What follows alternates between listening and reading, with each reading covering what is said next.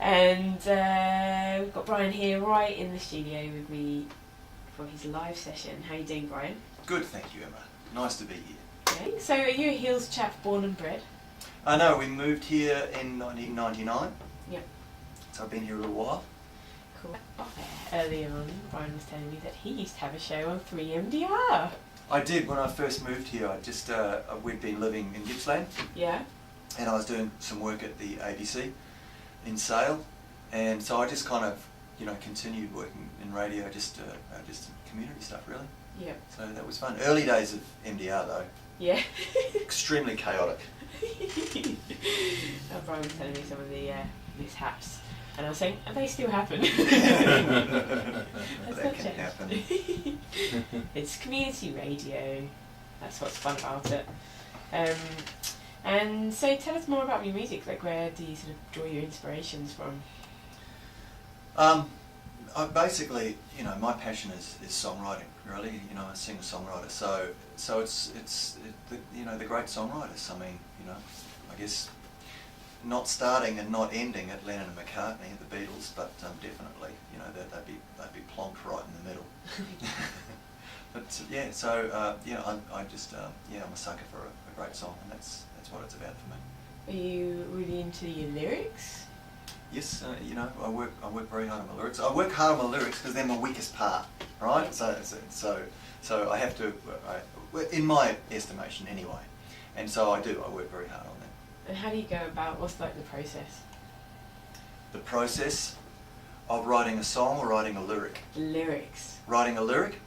Well, first you sit down, you're armed, of course. As a songwriter, you're armed with your rhyming dictionary and your thesaurus, right?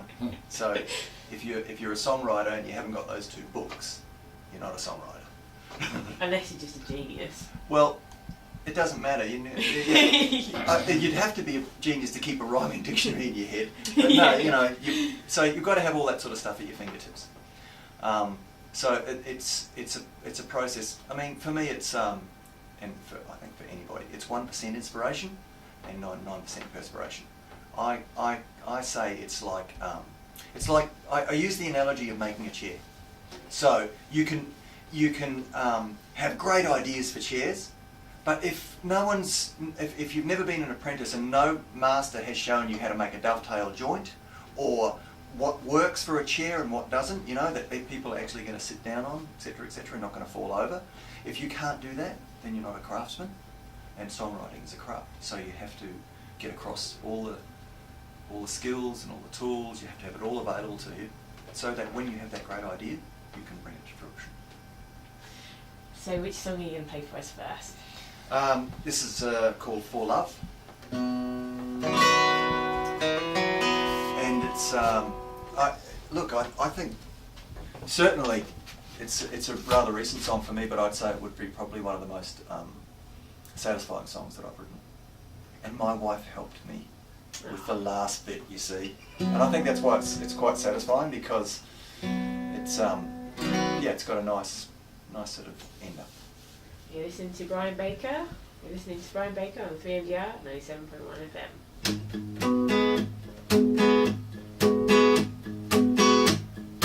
I can't claim that I had no part when she split the pack and laid down my card. The table groaned, the game was thrown, right then and there. I should have known. I changed my hair, I changed my head. I would have come back from there. I took a trip right down that train. I broke my leg.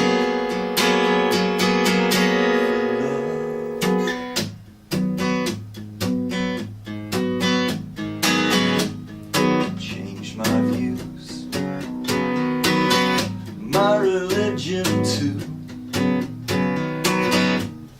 Changed my Facebook page to someone no one knew.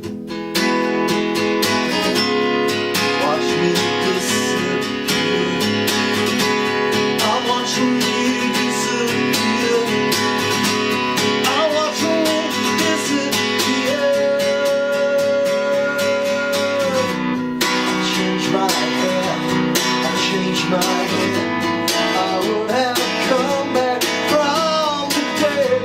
I took a trip right down that track. I broke my back. Train went all the way to town.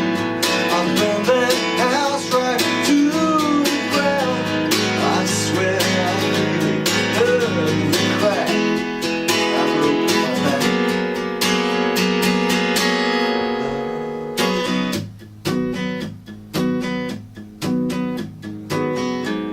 Until I took that final step, I never knew what to expect. Till I risked and drew the line. I'd never know if I was loved. I changed my hair, I changed my hair. I would have come back from the dead. I took a trip right down that track. I broke my back. The train went all the way to town. I burned that house right to the ground. I swear that I really heard the crack. I broke my back. I fall love, love.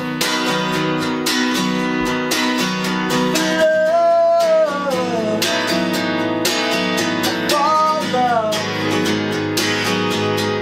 I broke my back.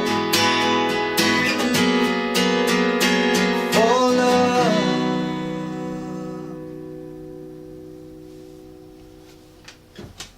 Thank you very much. That was lovely. Thank you so much. And so tell us about the next track you're going to play for us. The next track, well, is a brand new song for me, and I wanted to play it because it opens up with Another Friday Afternoon. It's the opening lyric of it, and it is a little bit about you know Friday afternoons. I mean, not for you, I'm sure, because it's fabulous being here in the station, but for people who are at work and are looking for the weekend, Friday afternoons can kind of drag. No, my party starts at 1. Yeah, that's right.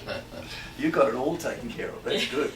So, and I wrote this. Well, I had the idea for a while. It's called Putting Out Fires, and I had the idea of about the song, but I play up at Kelly's sessions. I try and get up there on a Wednesday night and play. So I try and do it as much as possible. I get there most Wednesdays. So come on down. Yeah. Come to Kelly's on a Wednesday night. But they're putting together a CD. And I have heard this. Yeah. And asked from me to. Harry the Hat. Yeah. So I got asked to put a track on, and I thought, well, what am I going to do? Can I just stick one of the old ones on or something like that? And I thought, no, I'll write something new just for this. So I polished this off. Great. Shall I play it? Oh, please do. It's putting out fires.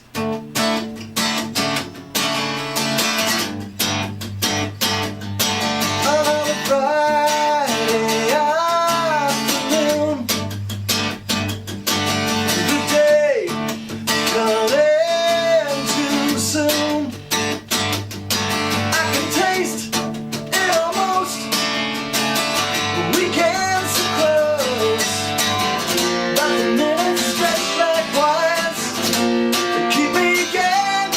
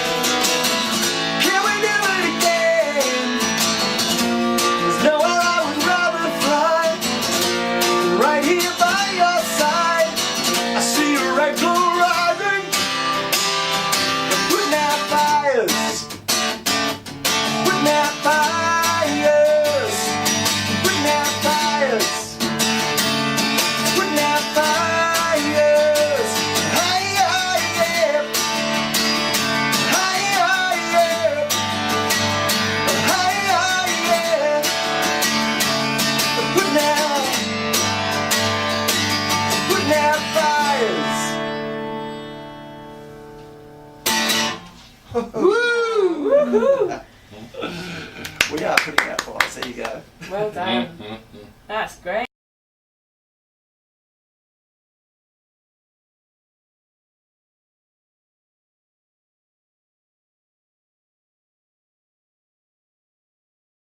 You know, did you have any sort of